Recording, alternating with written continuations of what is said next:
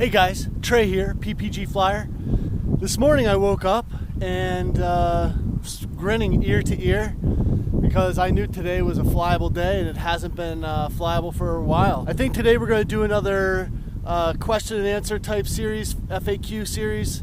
I've had a lot of questions on my YouTube channel recently, so I've written some of those questions down and I'll be answering those in the air. So like I said, I rolled out of bed this morning and checked the weather just to make sure that things hadn't changed since last night. So the winds are about 6 miles an hour, probably going to be enough for a reverse launch, which is great. Love reverse launches. And I'm just excited to get back up in the air. So last week I did the maintenance on my paramotor, so this will be the first flight since that maintenance. This morning I did a pre-flight check on my motor, making sure everything was tightened down. Everything looks good. So let's get up in the air and answer some questions. All right, guys, so we are all hooked in for reverse launch here. And that windsock is standing right up. All right, so I'm going to bring the wing up over my head, turn, give it some power. Let's get up in the air.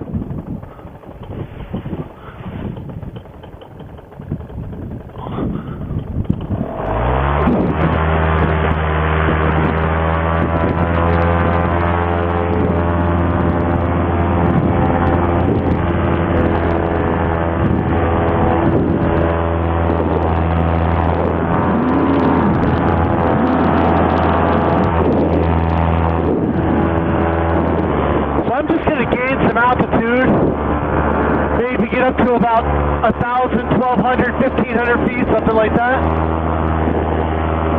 I'm going to stay pretty close to the LZ just in case, since I just did some maintenance on the machine. I just want to stay close. Alright, so let's jump right into the Q&A.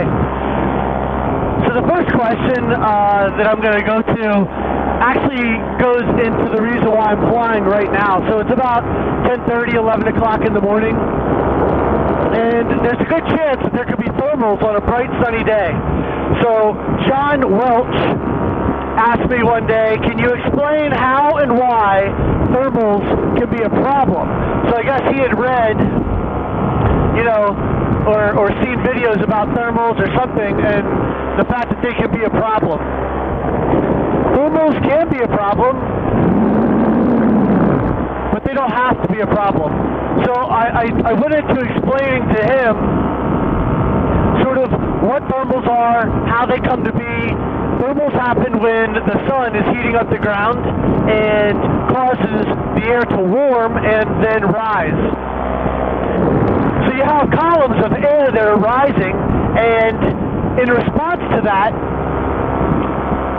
there has to be air that is flowing downward, and that would be the cooling air. Where thermals can be a problem is if your wing, let's say half of it is in a column of rising air and the other half isn't. That can cause part of your wing to collapse.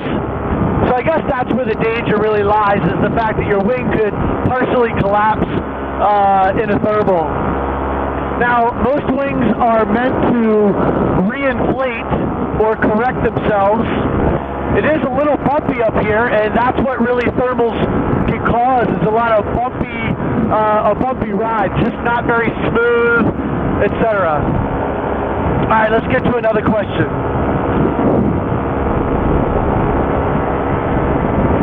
So there was a question from a YouTube channel called Mega Taco. Have you ever had anything happen to you in the air that really scared you? The answer is yes, but not very often.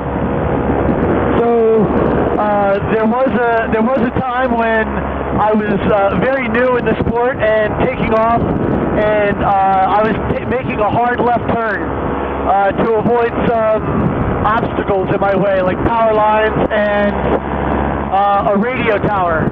I ended up pulling hard left brake. So took my left brake and pulled it hard, keep trying to turn.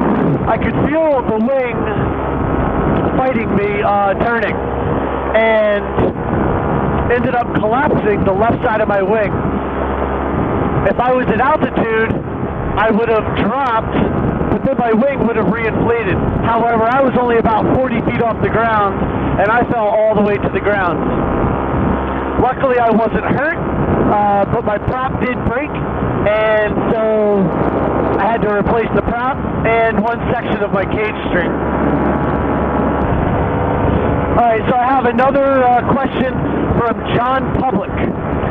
He asked me to give him my thoughts on my altimeter. So I wear an altimeter on my arm.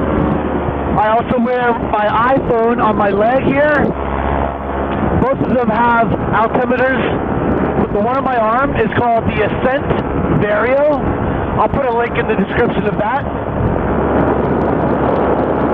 And the Ascent Vario gives me, at a quick glance, my altitude, my rate of climb. So if I'm climbing or descending, it'll give me the number in feet per minute. And for my app on my iPhone, I use Fly Sky High. And I use that in conjunction with the other altimeter because it's I like its versatility. You can create different screens. It'll show you your ground speed. It'll show you the wind direction. So those are all good things. So I do fly with the app on my phone and the altimeter on my arm. Alright, Stephen Jolin. How much is the cost for the complete setup? So my motor costs about $7,500 and my wing costs about $3,500.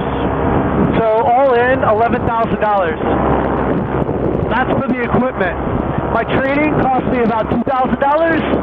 My helmet cost me about, I think it was about $400 maybe. So including all the accessories and training, $15,000 or less to be up in the air flying. And really the only ongoing costs are fuel and oil. Alright, another question. Alright, this one's from Air Recon. Why do you cross your legs in flight? So you cross your legs in flight to give you some weight shift. It aids in turning one way or the other. You know, I normally use my brakes to do turns. So pulling down the left brake, turns me left. Pulling down the right brake, turns me right. But if I want to fly with my hands off the brakes, I can weight shift by crossing my legs or leaning to one side, and I'll also do the turn that way. So that's why I cross my legs in flight.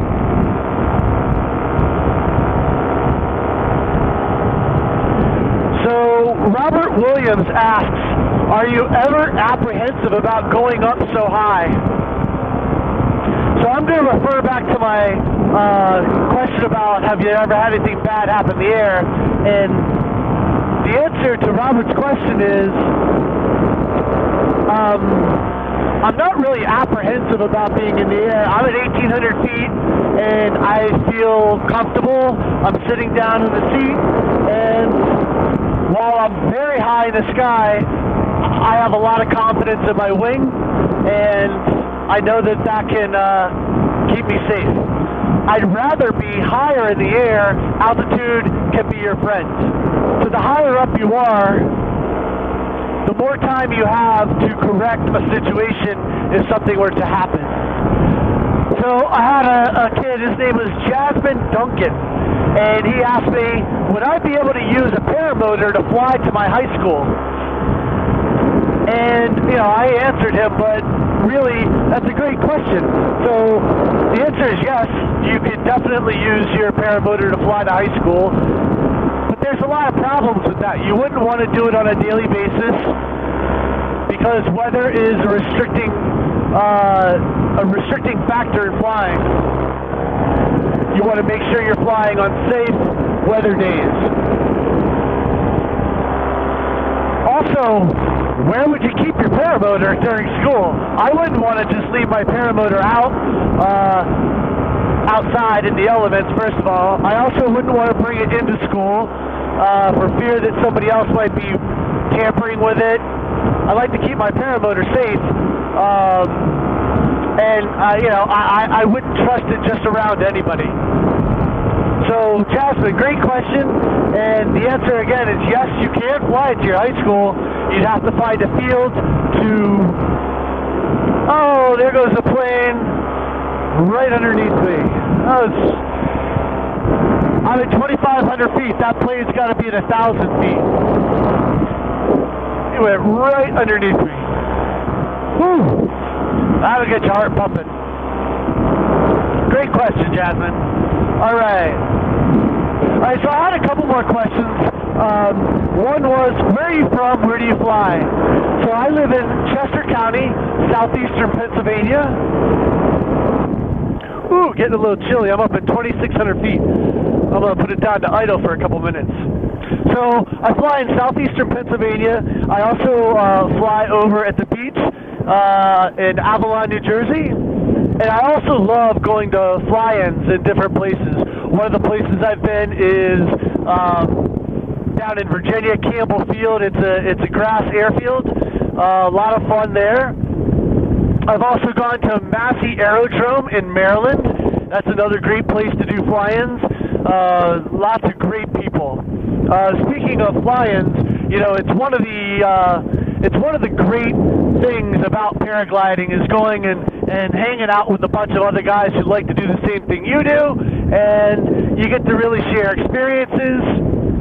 And that's a great thing because you get to talk about the good things, the bad things, and you just end up learning a lot, which is great. All right.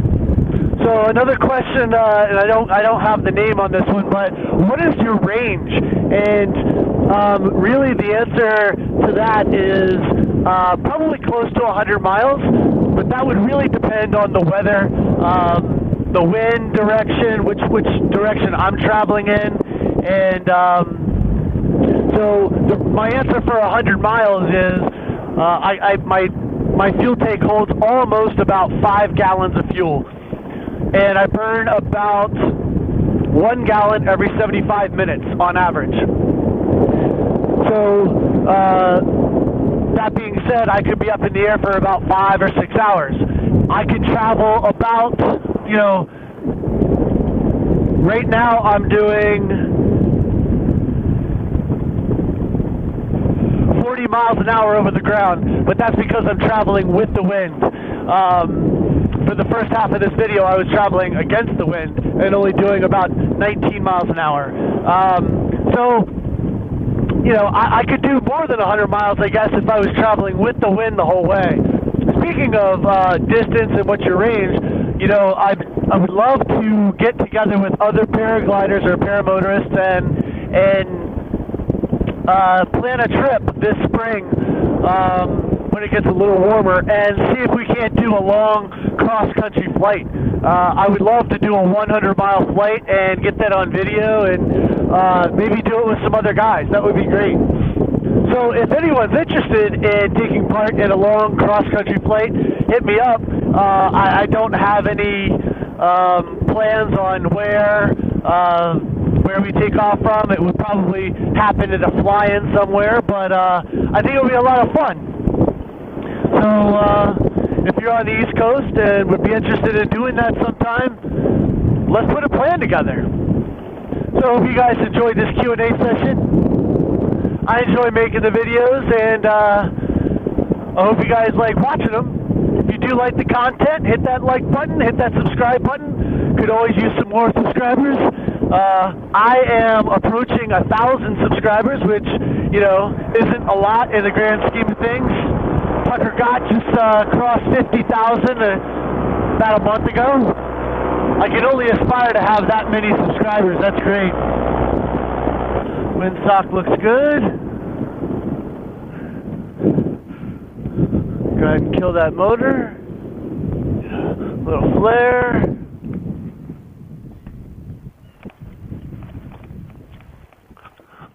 Alright, so that was a great flight. And now you know why I woke up this morning grinning ear to ear. because I knew it was going to be a great day for a flight. All right, guys. Thanks for coming along. I'll catch you on the next flight.